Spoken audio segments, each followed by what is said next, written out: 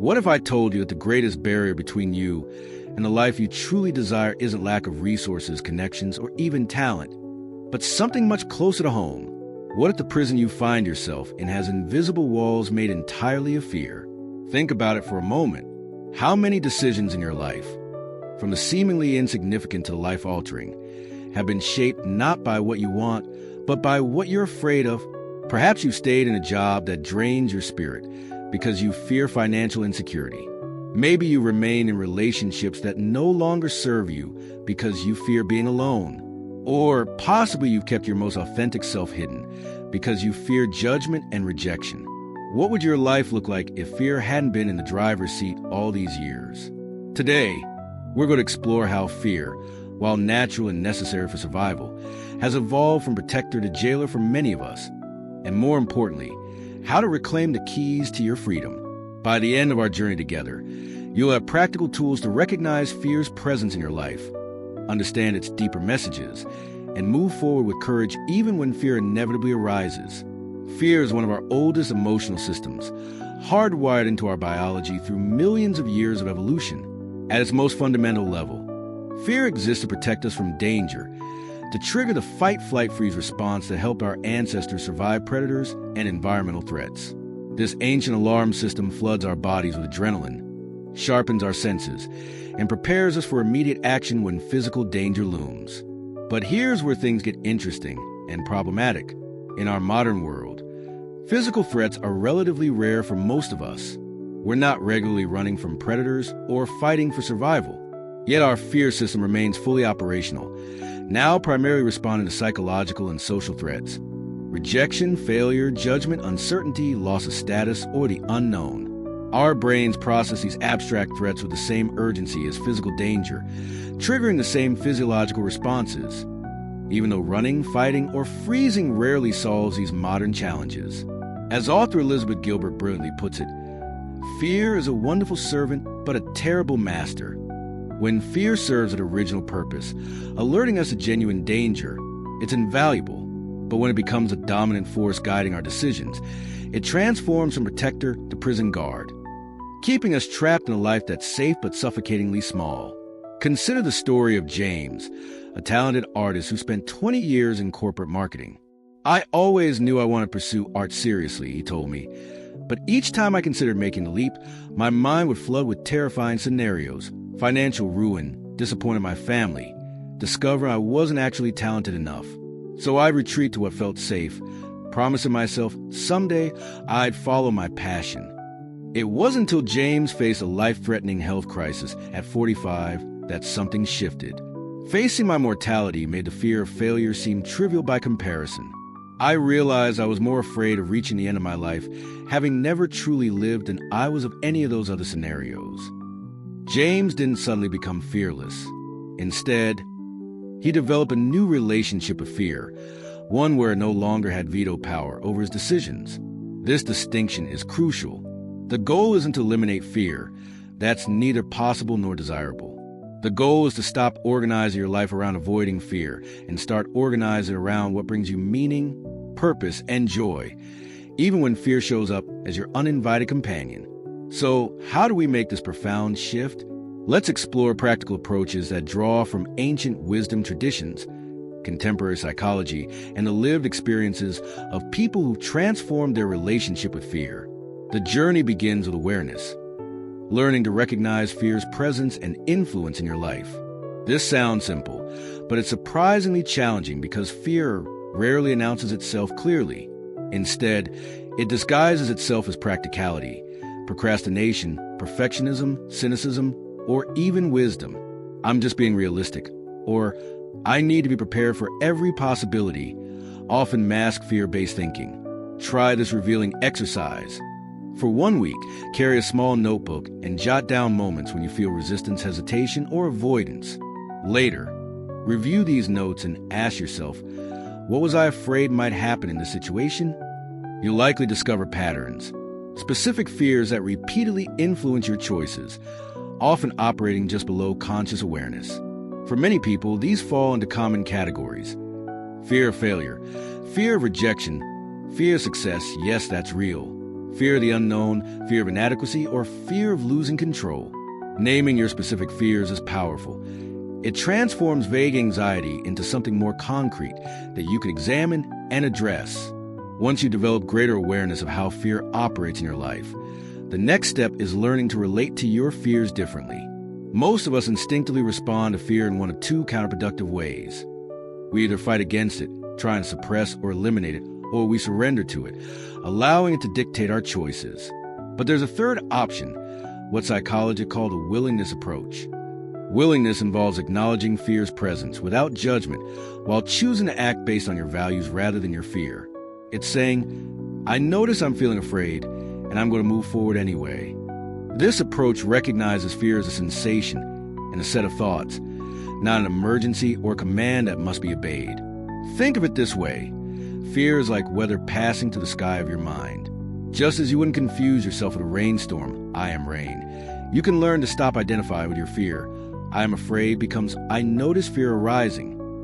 This small but profound shift creates space between you and fear, space that allows for choice rather than automatic reaction. A powerful technique for creating this space is mindful observation of fear as a bodily experience. Next time fear arises, try this. Instead of getting caught in the story your mind is telling about what might happen, gently shift attention to the physical sensations of fear in your body. Where do you feel it? Is it tight or loose, hot or cold, moving or still? Observe these sensations with curious attention, as if you're a scientist studying an interesting phenomenon. As you practice this observation without resistance, something remarkable often happens.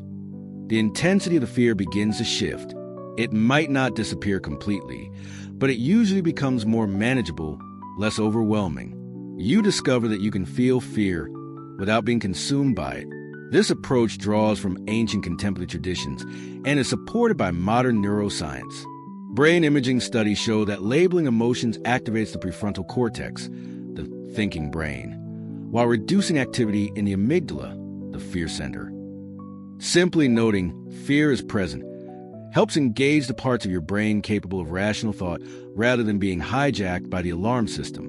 Another transformative practice involves reconnecting with your deeper values and desires. What truly matters to you beyond safety and comfort? Fear narrows our focus to potential threats, making it difficult to see the bigger picture. Consciously bringing attention back to your core values provides compelling counterbalance to fear-based decision-making. Ask yourself these illuminating questions. When I'm 80 years old looking back on my life, what will I wish I had done? What qualities do I want to embody in my life? What contributions do I want to make? What experiences do I long for? Let your answers guide you toward what author Joseph Campbell called following your bliss, not because it's always easy or comfortable, but because it's profoundly yours. Consider the story of Elena, who dreamed of traveling solo through South America, but was paralyzed by fears about safety, language barriers, and loneliness. Rather than trying to eliminate these legitimate concerns, she connected with her deeper values of adventure, cultural connection, and personal growth. I realize these values matter more to me than the temporary comfort of staying in my familiar surroundings, she explained. Elena prepared thoughtfully for her journey, taking language classes, researching safety precautions, planning how to stay connected with loved ones. Her fears didn't disappear, but they no longer controlled her decisions. Today, she describes that 6-month journey as the most transformative experience of my life. Not because it was perfect or fearless, but because I chose it despite my fears. This brings us to another powerful approach: gradual exposure to what you fear. Our brains learn from experience, not just from intellectual understanding. When you repeatedly face situations that trigger moderate fear and discover you can handle them, your nervous system literally rewires itself to be less reactive. The key is finding the right level of challenge, situations that stretch you without overwhelming you. Psychologists call this the zone of proximal development. Not so easy that you learn nothing, not so difficult that you shut down. If public speaking terrifies you, for instance, giving a presentation to a packed auditorium might be too much at first, but sharing a brief thought in a small group meeting could be just enough stretch to build your capacity. The next step might be speaking slightly longer in a slightly larger group, and so on. Each successful experience, even if imperfect, builds confidence and competence, gradually expanding what feels possible. This approach works not by eliminating fear, but by changing your relationship to it. You discover through lived experience that you can function effectively even when afraid. That fear doesn't have to be a stop sign. As author Susan Jeffers titled her influential book, "You learn to feel the fear and do it anyway." Equally important in this journey is cultivating self-compassion, the ability to relate to yourself with kindness and understanding when you experience fear or setbacks. Many of us have internalized the belief that harsh self-criticism motivates improvement, but research consistently shows the opposite. Self-compassion actually promotes greater resilience and courage than self-judgment. Next time you notice fear arising, try placing a hand on your heart and saying to yourself, "This is a difficult moment. Fear is part of being human. May I be kind to myself right now." This simple practice activates your parasympathetic nervous system, the rest and digest response, helping regulate the fight-flight-freeze reaction and creating psychological safety that makes it easier to face external challenges. Another dimension of moving beyond fear-based living involves reimagining your relationship with uncertainty. Much of our fear stems from our discomfort with not knowing what will happen next. We crave certainty, even negative certainty, over the unknown.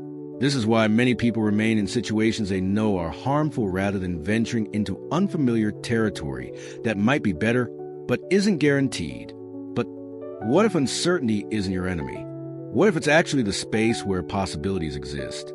As poet John Keats described in his concept of negative capability, there's a particular kind of strength in being capable of being in uncertainties, mysteries, doubts, without any irritable reaching after fact and reason. Instead of seeking absolute certainty, which is illusory anyway, you can develop trust in your capacity to respond to whatever unfolds. This isn't blind optimism, but rather confidence built through experience. The knowledge that you faced difficult situations before and found your way through, sometimes even discovering unexpected gifts in the process. A practice for building this trust involves keeping a resilience inventory, a record of times you've navigated challenges, adapted to change, or recovered from setbacks. Review this inventory regularly, especially during periods when fear feels overwhelming. It serves as evidence of your capacity to handle difficulty, even when your fearful mind insists otherwise. It's worth noting that transcending fear doesn't mean eliminating all caution or prudence. Some fears provide valuable information about genuine threats that require attention. The goal isn't reckless abandon, but rather conscious choice. Decisions made from a centered place of wisdom rather than from reactivity. This discernment develops with practice. You learn to distinguish between fear that's protecting you from genuine danger, this dark alley doesn't feel safe, and fear that's protecting you from growth. People might judge me if I share my creative work. The first deserves respect. The second requires gentle challenge. Perhaps the most profound shift in moving beyond fear-based living involves connecting with something larger than fear itself. Whether through spiritual practice, service to others, creative expression, or immersion in nature, experiences that connect us to something beyond our individual concerns help put fear in perspective. Viktor Frankl, who survived in Nazi concentration camps, observed that even in the most horrific circumstances, those who maintained a sense of meaning and purpose showed remarkable resilience. "Those who have a why to live can bear almost any how," he wrote. When we're engaged with something deeply meaningful, something that transcends our personal comfort or safety, fear often naturally recedes, not because we've conquered it, but because our attention is absorbed in something more compelling. As we begin to integrate these approaches, awareness, willingness, values-based action, gradual exposure, self-compassion, embracing uncertainty, and connection to meaning, we discover that courage isn't the absence of fear, but rather the triumph of purpose over fear. Courage is feeling afraid and moving forward anyway, not because fear isn't real, but because something else matters more. This journey beyond fear-based living isn't a one-time achievement, but an ongoing practice. There will still be days when fear feels overwhelming, times when you retreat rather than risk. That's part of being human, not evidence of failure. The key is to approach this journey with patience and persistence, celebrating small acts of courage while maintaining compassion for parts of you that feel afraid. Over time, you'll likely notice a shift. Not that fear disappears entirely, but that your relationship with it transforms. Fear becomes one voice among many rather than the dominant voice controlling your decisions. You develop what author Harriet Lerner calls the courage to be imperfect, the willingness to engage fully with life despite uncertainty, risk, and the inevitability of occasional failure. As writer Anais Nin beautifully expressed it, life shrinks or expands in proportion to one's courage. When we organize our lives around avoiding fear, everything gradually contracts. Our experiences, relationships, and sense of possibility all diminish. But when we learn to live alongside fear without being controlled by it, life expands in often unexpected and wonderful ways. The question isn't whether you'll feel afraid. You will, because that's part being human in an uncertain world. The question is whether fear will determine the boundaries of your life, or whether you'll create a life expansive enough to include fear without being defined by it. In the words of Joseph Campbell, the cave you fear to enter holds the treasure you seek. Beyond your fears lies a life that's waiting for you. Not a perfect life without struggles, but a rich, meaningful life where you're fully engaged with all that it means to be human. I invite you to take one small step beyond your comfort zone today. What fear, if faced, might open new possibilities in your life? What would you do if you knew fear would be present but wouldn't stop you?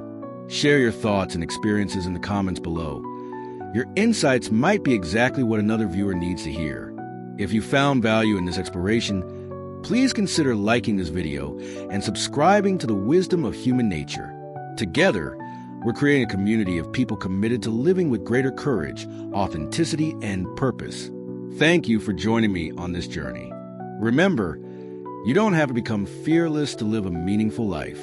You simply need to fear less and live more, one courageous step at a time.